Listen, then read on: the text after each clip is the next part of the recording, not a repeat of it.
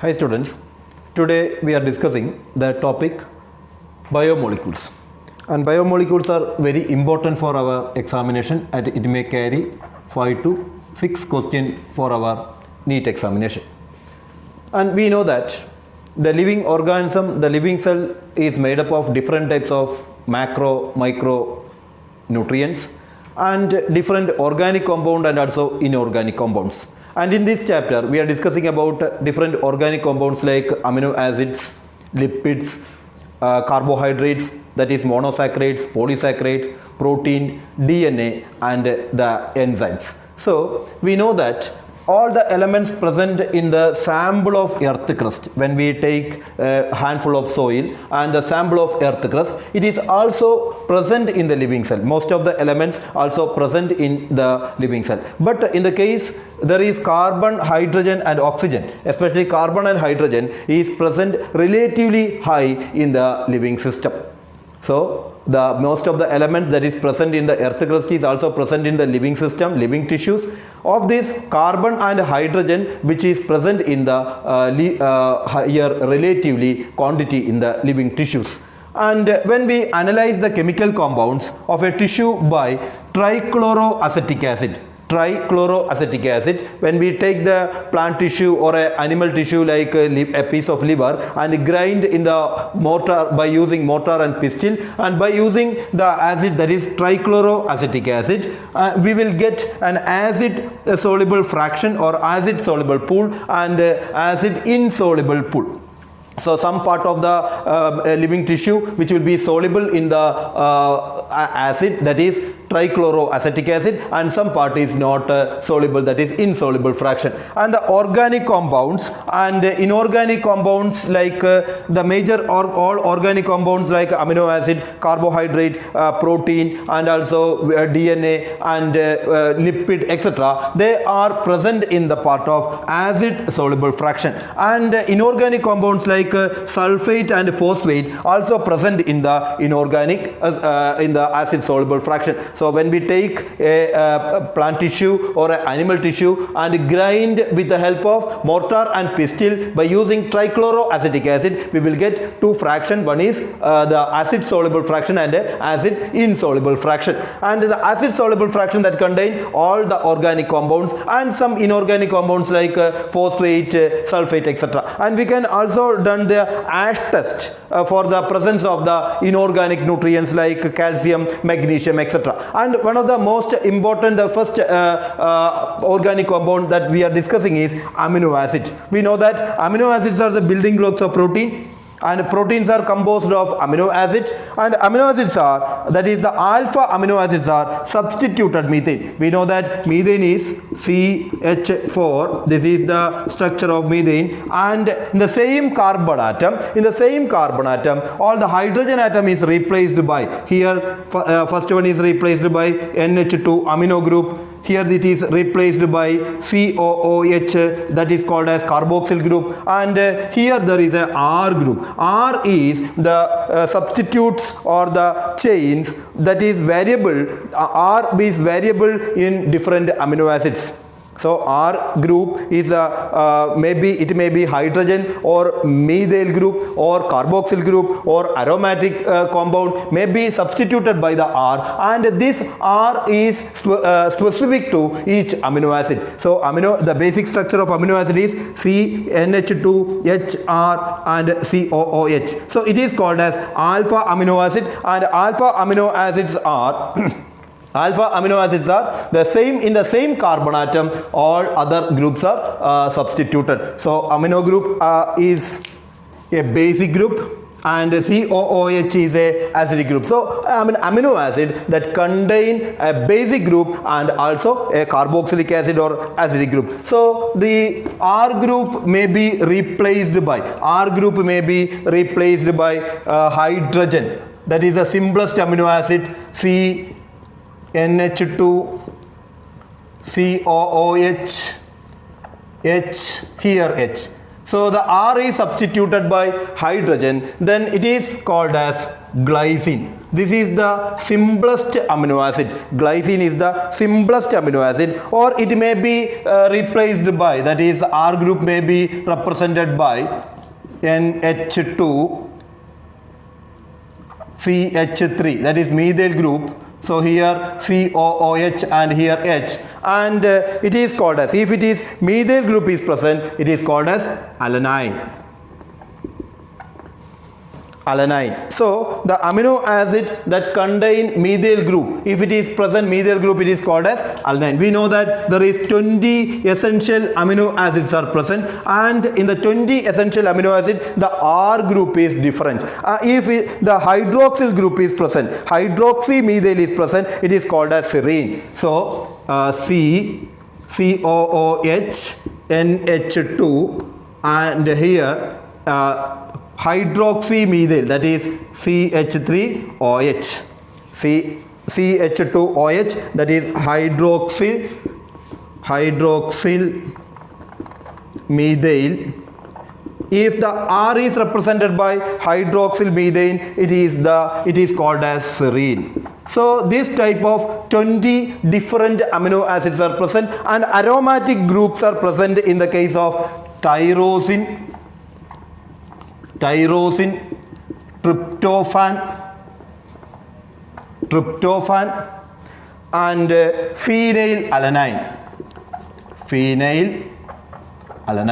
These are with aromatic amino acids. These are aromatic amino acids. So there are different types of amino acid on the basis of the R group. It may be hydrogen, and that is glycine, and it may be methyl group, or it may be hydroxyl methyl, or it may be replaced by the R group is represented by the aromatic amino groups, and it may be tyrosine, tryptophan, and phenylalanine. So these amino acids are the building blocks of protein, and on the basis of number of amino group and carboxyl group, the number of amino group and carboxyl group, the amino acid can be divided into three basic types. That is, first one is acidic amino acid. In the case of acidic amino acid, we know that basic structural formula of an amino acid is NH2CHR-COOH. So here one amino group and one carboxyl group is present, so it is normally neutral. When the amino group is more, then when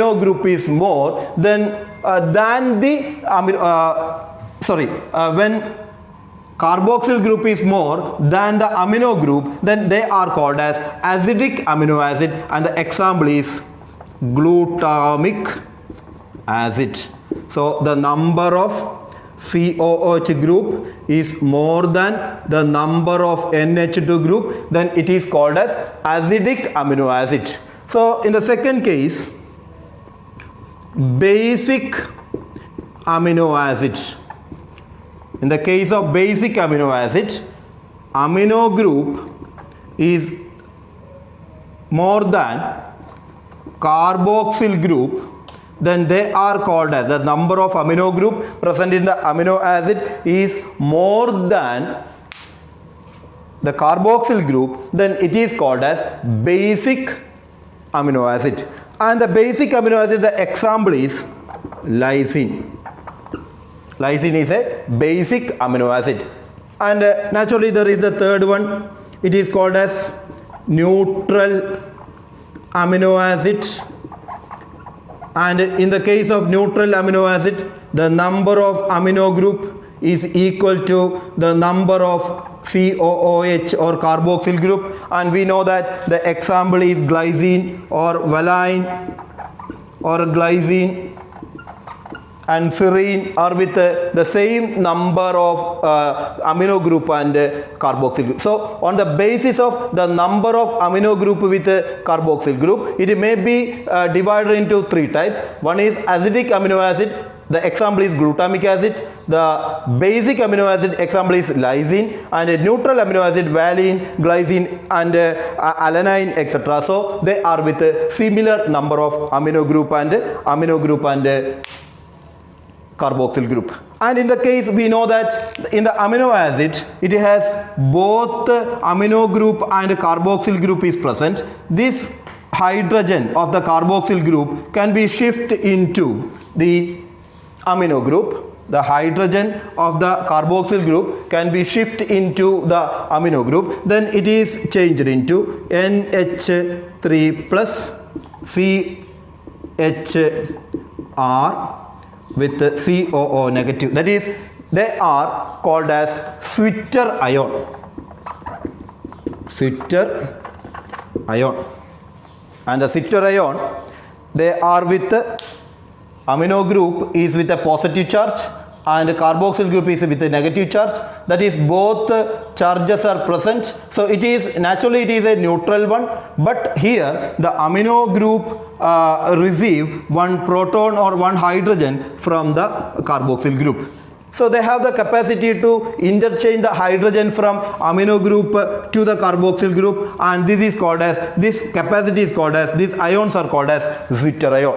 So amino acids are the building blocks of protein, and there are essential 20 amino acids are present in our body, and these amino acids can be classified into three different types on the basis of number of carboxyl group and amino group, and they are, one is acidic amino acid, basic amino acid, and neutral amino acid. And the Switter ions are the both the positive and negative ion due to that the sharing of proton or H plus ion between amino group and carboxyl group that results in the formation of Switter ion. So this is about the amino acids. Amino acids, you must be know, amino acids are only 20 different types of amino acid. By using these 20 different types of amino acid, we are making in a living system makes numerous different types of protein in the body to undertake their metabolism. So that is, we have studied in the chapter molecular base of inertance about how the proteins are synthesized. So proteins are synthesized only with the help of amino acid, and the amino acid is very essential for the metabolism and all the activities of a lipid. And lipids are composed of carbon, hydrogen, and oxygen. And lipids are very important component of the plasma membrane, cytoplasmic components, and steroid hormones and everything. And here the lipids are composed of carbon and hydrogen, oxygen. Carboxyl groups are attached to R group, that is R1 plus COH, R2 plus COH, and R group may be methyl, ethyl, or higher number of CH2 group from 1 to 19 carbon atom. 19 out to 19. And here the palmitic acid, it is important, palmitic acid has 19 carbon atom including carboxyl group. So it has total 19, it is a long chain, it has 9 palmitic acid which have 19 carbon atom, and while in the case of arachidonic acid it has 20 carbon atom including hydroxy carbon. So carboxyl carbon, this is the carboxyl carbon, and the R2 that contain 18 carbon. So total is 19 in the case of palmitic acid, and 19 R2 chain, and 1 is from carboxyl group, and the total is 20 carbon atom in the case of arachidonic acid. So the number of carbon atoms will be vary from 1 to 19, and the R group may be methyl or ethyl. And glycerol is the simplest lipid, and it is called as trihydroxypropane. What is trihydroxypropane? This is CH2OH, CHOH, and CH2OH. This is a structure of glycerol. This is the structure of glycerol, and normally this glycerol combine with 3 fatty acids. The glycerol combined with 3 fatty acids through the bond called ester bond. That process is called as esterification, and results in the formation of triglycerides. So lipids are normally composed of fatty acid and fatty acid and glycerol. Fatty acid and glycerol, and it is formed by the process of esterification. It is formed by the process of esterification, and the bond is ester bond. So how tricarboxylic acid is formed. How a tricarboxylic acid is formed? This is glycerol, and glycerol combined with 3 fatty acids. 3 fatty acids. So we are representing the 3 fatty acids like R1COOH. This is the first fatty acid. R2COOH and R3COOH. And this is combined with one glycerol molecule CH2OH, CHOH and CH2OH. This is 3 glycerol fatty acid, and this is one glycerol molecule, and they join together, they combine together through the process of ester bond or esterification, and that results in the formation of a triglyceride. And how it is formed? So we can write this is as CH2OH plus CHOOC R1. This is written as HCOOR1, and the second is CHOH plus R2COOH, and the third is CH2OH plus HOOC R3. So 3 fatty acids are present, and we know that this hydrogen from the glycerol and OH from the fatty acid condense together, react together and release one molecule of water. Here one molecule of water is eliminated. And here also H from glycerol and OH from the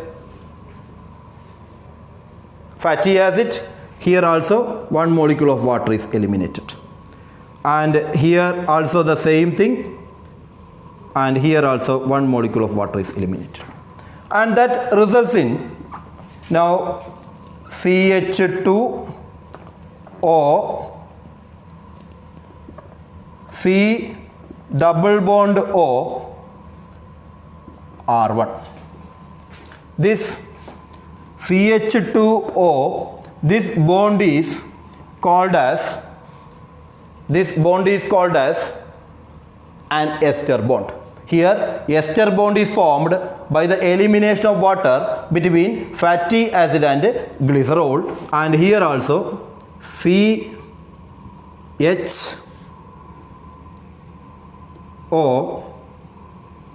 C double bond O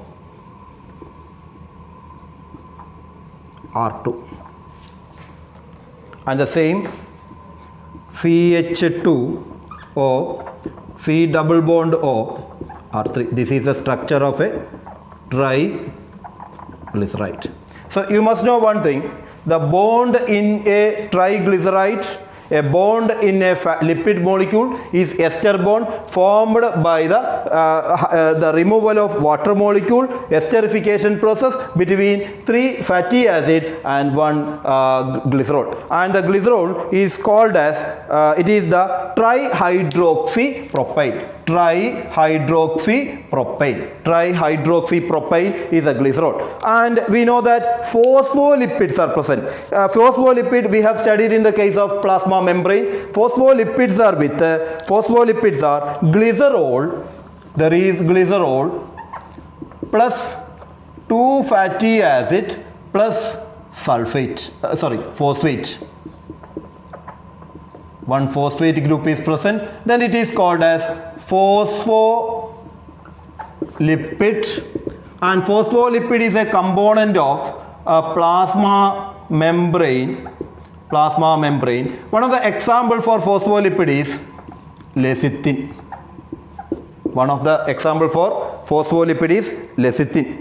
And here the phospholipid molecule, it has 1 glycerol, 2 fatty acid, and the third fatty acid is replaced by the phosphate group. So there is 1 phosphate group, 2 fatty acids and 1 glycerol, and the common phospholipid present in our plasma membrane is, and the most extensively studied, is lecithin. And we know that sterols Sterol is also lipid, but it is not a straight chain. It is composed of ring chains, and 4 carbon rings are present in the case of sterol. All sterol compound, it has 4 carbon rings.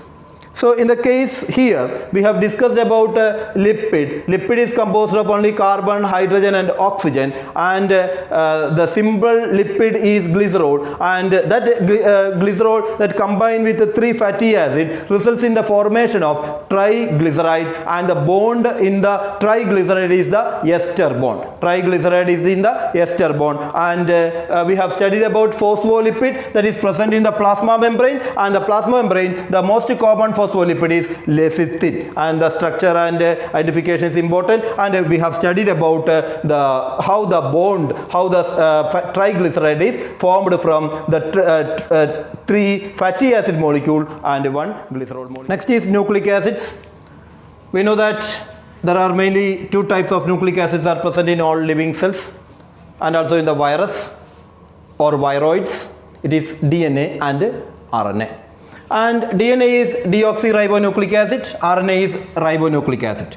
The components of DNA or RNA are, first one is ribose sugar. Ribose sugar is a pentose sugar. It is a pentose sugar, 5 carbon containing sugar, and it may be 2 types, deoxyribose or ribose. What is the pentose sugar? The pentose sugar is with 5 carbon, so C5H10O5 is the basic formula of a pentose sugar. From this, 1 molecule of oxygen is removed. It is called as deoxyribose sugar. And deoxyribose sugar is present in the case of DNA, and ribose sugar is present in the case of RNA. And there is nitrogen bases. Nitrogen bases can be broadly classified into 2 types, purine and pyrimidine. Purine nitrogen bases are adenine and guanine, and pyrimidine nitrogen bases are cytosine, thymine and uracil. This adenine and guanine, guanine, cytosine and thymine are common to all DNA molecule. So the nitrogen bases, the 4 letters or the 4 important structure that control all the characteristic feature of an organism, that is adenine, guanine, cytosine and thymine, and adenine, guanine, cytosine and uracil are present in the case of RNA. And the third component of nucleic acid are phosphate molecule. So the pentose sugar, either deoxyribose or ribose, and nitrogen base, adenine, guanine, cytosine and thymine and also uracil. Uracil is present only in the case of RNA instead of thymine molecule, and phosphate is common in both DNA and RNA. And when the pentose sugar that combine with nitrogen base, so this is a pentose sugar, and when the pentose sugar molecule that combine with a nitrogen base, that may be adenine or guanine or cytosine, this pentose sugar, when we combine with a nitrogen base through the bond formed, that is N-glycosidic bond or N-glycosidic linkage is the bond between the pentose sugar and nitrogen base, and that results in the formation of a nucleoside. So a nucleoside is formed by the bond between the pentose sugar and nitrogen base, and the bond between the pentose sugar and nitrogen base is N-glycosidic linkage, and that results in nucleoside. And this nucleoside combined with the phosphate, the nucleoside combined with the phosphate is called as a nucleotide. So nucleotide that has ribose sugar or a pentose sugar, that may be ribose or deoxyribose on the base of DNA and RNA, and nitrogen base and phosphate, and the bond between the pentose sugar and the phosphate molecule is phosphodiester linkage or phosphodiester bond, and it is the backbone of DNA or RNA. The backbone of nucleic acid is phosphodiester linkage. So this is the basic structure of a nucleotide, and a nucleotide is the basic component of all nucleic acid, and nucleic acids like DNA and RNA is commonly called as polynucleotide. It is composed of many nucleotides, and in the case of DNA, when we are considering DNA, it has two strands. One is anti-parallel to another, and here in the DNA, adenine always bind with thymine. Adenine always bind with thymine through 2 hydrogen bond, but in the case of guanine always bind with the cytosine with 3 hydrogen bonds. So the 3 types of bonds mainly present in a DNA molecule. One is N-glycosidic bond between pentose sugar and nitrogen base, phosphodiester linkage, or the ester bond between the pentose sugar and phosphate, and it is the backbone. And the third is in the 2 strands of DNA, one strand is combined with another through hydrogen bond in between the nitrogen bases, that is adenine always bind with the thymine and guanine always bind with cytosine. In the case of guanine, the guanine and cytosine, there are 3 hydrogen bond, and in the case of adenine, in between adenine and thymine, there is 2 hydrogen bonds. So this is a basic characteristic feature of nucleic acid. We know that these nucleic acids are the genetic material for all living structures, all living cells, and they are controlling the genetical character or hereditary character through the protein synthesis, and that we will discuss detail in the chapter molecular basis of inheritance. And next we are moving to the macromolecules like protein and polysaccharides. So next is the macromolecules, the polymers in the living system. One of the important polymer, that is macromolecule protein, and we know that it is composed of amino acid formed by the peptide bond. Peptide bonds are between amino acids of the protein molecule, and it is heteropolymer. What is the difference between heteropolymer and homopolymer? In homopolymer, all the monomers are same. For example, cellulose or starch. In the cellulose and starch, all the monomers are glucose. All the monomers are glucose. In the case of inulin, all the monomers are fructose. So they are called as homopolysaccharides. But in the case of heteropolysaccharide, there is amino acids, but the amino acids are of different types. And we have studied in the second year chapter the principles of inheritance. We have studied about the structure of hemoglobin, beta chain of hemoglobin, and sickle cell anemia. Valine is replaced by glutamic acid due to gene change. When it is changed, the structure is also changed. So the position of amino acid is very important. So heteropolymer, the first amino acid is not the second one, second amino acid is not the third one, but we know that there is only 20 essential amino acids are present, and only by using these 20 essential amino acids we are making hundreds of or more than hundreds of different types of protein. So the position of amino acid is changed. When the position is changed, the protein also changed. So it is a heteropolysaccharide, that is, it is composed of different types of amino acids. The position of each amino acid is very specific. So protein is a heteropolysaccharide. Don't forget about the term heteropolysaccharide. We know that the term hetero which means different. The monomers are different. All are amino acid, but the monomers are different in the case of heteropolysaccharides. And the protein can be detected by using the test. Identification test is million test. Million test is used for. We know that starch identified by using iodine test. And the reducing sugars like glucose can be detected by using Benedict test. And in the case of lipid, Sudan black can be used for the identification of lipid. But here million test is used for the detection of presence of protein. And the two another important statements for our NEET examination, that is collagen. We know that collagen is present in our animal tissues, and collagen is the most abundant protein in the animal world. Collagen is the most abundant protein in the animal world.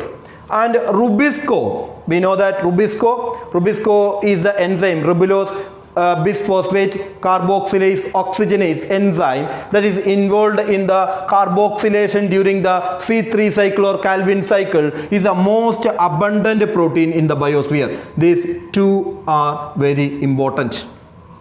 Collagen is the most abundant protein in the animal world, and rubisco is the most abundant protein in the biosphere. And what about the structure of protein? We know that proteins are composed of amino acid and it is joined together by the peptide bond. And the scientist explains the structure of protein through 4 levels of structure: primary structure, secondary structure, tertiary structure, and quaternary structure. And in the primary structure, it explains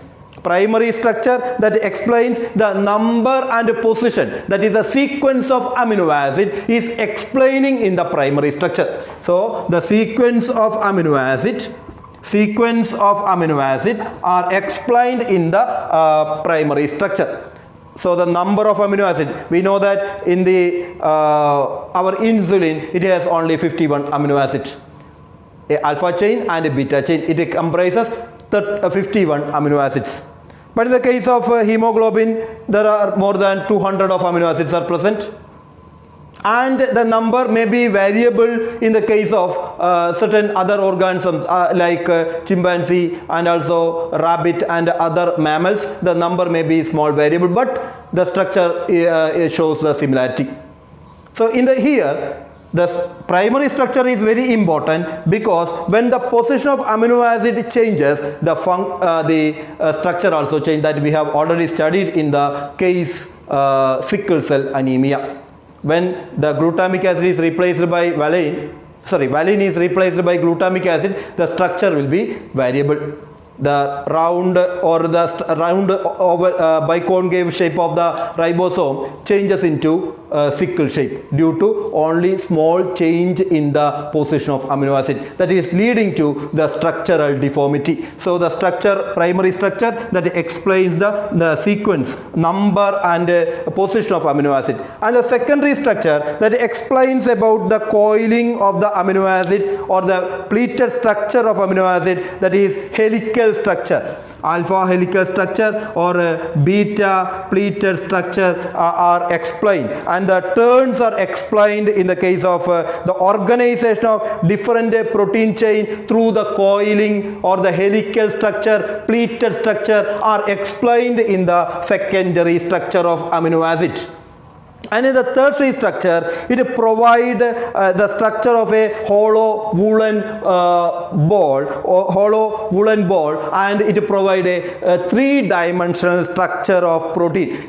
So the tertiary structure that explains, so the protein which is like a hollow woolen ball, and it provides a 3-dimensional view or 3-dimensional structure of a protein is explained at a tertiary structure. And the tertiary structure or the 3-dimensional view or a tertiary structure is very essential for the biological functions of protein. Tertiary structure is essential for the biological function of protein. For example, carrier protein, they are undertaking that membrane transport or enzymatic action and or hormonal action. All these are controlled by the tertiary levels of structure. So tertiary structure is absolutely important for the biological function.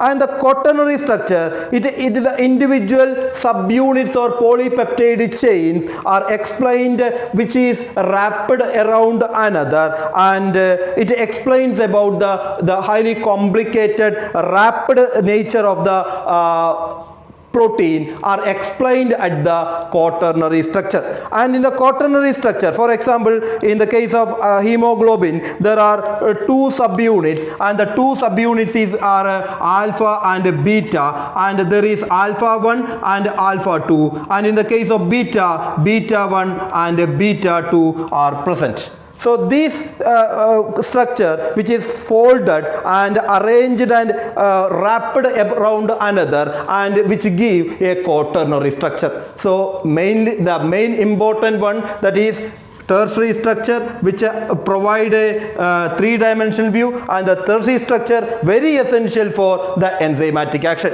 And we know that in the case of a protein, it is a long chain of amino acid and it is formed by peptide bond. So the position of the different peptide bonds and the position of different amino acid which is explaining in the primary structure. So the structure of protein which is explained by through four levels of structuring. One is primary structure, secondary structure, tertiary structure, and quaternary structure. And in the case of hemoglobin, there are two chains, alpha chain and beta chain. Alpha chain have two subunits, alpha 1 and alpha 2, and beta also 2, beta 1 and beta 2. The number of amino acids are restricted, and it is very specific in the hemoglobin or any other protein molecules. So the length, the position, the structure and coiling, everything is important for their functioning, and essentially the important one, that is tertiary structure or a three-dimensional structure. And we know that in our textbook there is a scientist is explained, G.N. Ramachandran in 1954. He explained triple helical structure of collagen. Triple helical structure of collagen. So it is a previous question. Triple helical structure of collagen. It is explained by the G.N. Ramachandran in 1954. So this is about protein molecule. Next we are discussing the polysaccharide molecule. Polysaccharides. We know that polysaccharides are composed of monosaccharide molecule, and it is a long chain which may be contain 2000 or 3000 monosaccharide units are present in polysaccharides. So it is a polymer, and it is a homopolymer. All the components are similar type, but in the case protein it is a heteropolymer. Protein, it is a heteropolymer. DNA is also a heteropolymer because the nitrogen bases are different in each nucleotides. So polysaccharides are homopolymer, and we know that polysaccharides are major source of energy and the reserve food material in most of the organisms, and it provides the structural framework to many organisms like plants and fungus, etc. And also in the case of exoskeleton of arthropods, it provides the structural framework by polysaccharides like chitin. So starch is a polymer of glucose, and it has the chains like amylopectin and amylose, and it is highly coiled in nature. So this coiled nature that provide the compactness to store large amount of energy in a short area. So it is highly coiled in nature. So the starch molecule which have highly coiled nature and which is compact in nature, and that compactness that provide the store more energy. And starch, cellulose and glycogen are the polysaccharides of glucose, but their bonds are different. One for alpha bonds, one for beta bonds are present in this structure. And here the cellulose is the structurally strong, and the starch and glycogens are reserve food material. The starch is the reserve food material in the plants, even from the algae onwards. All the plant groups, they are storing reserve food material in the form of starch. And glycogen is a reserve food material in the case of animals and also fungi. Animal and also fungi. In animal and also fungus, the reserve food material is glycogen. And both all these are cellulose, starch and glycogen are the polysaccharide of glucose. And inulin is present in the tubers of dahlia plant, and it is a polymer of fructose. So fructose is a monomer in the inulin, not insulin. Insulin is a protein. It is inulin. It is present in the tuber of dahlia plant, and the monomer is fructose units. And we know that exoskeleton of arthropods like insects, they have the very strong chemical called chitin, and the same chitin is also present in the case of the cell wall of fungus. And this chitin is a polysaccharide, and the monomer of chitin is N-acetyl glucosamine, and it is very important. The monomer of chitin is N-acetyl glucosamine. N-acetyl glucosamine is the monomer of the chemical chitin that is present in the exoskeleton of all insects like arthropods, and also in the cell wall of fungus. So we know that all the polysaccharides are monomers, and here we know that there is glycosidic bond, glycosidic linkage is between all monomers or monosaccharides. So in between monosaccharides there is the bond is and glycosidic linkage, and glycosidic linkage is between, this is one glucose unit or a monomer, and this is another glucose unit. The bond formed between the two glucose units or two monomers or monosaccharides are glycosidic linkage. So glycosidic linkage is a bond in the polysaccharides. Peptides are the bond in the protein molecule, peptide bonds, and ester bonds are present in the triglyceride. Glucosidic linkages are present in DNA, that is in between pentose sugar and nitrogen base. Phosphodiester linkage is present in between pentose sugar and phosphate molecule, and hydrogen bonds are between two nitrogen bases. So these linkages and these bonds are important. Peptide bond is present in the protein molecule. Glycosidic linkage is present in polysaccharides, and ester bond is present in the phosphate molecule. The same ester, that is phosphodiester linkage, is present in the backbone of the DNA. So these bonds are very important, and especially for the Neet examination, this is asked in the previous question paper.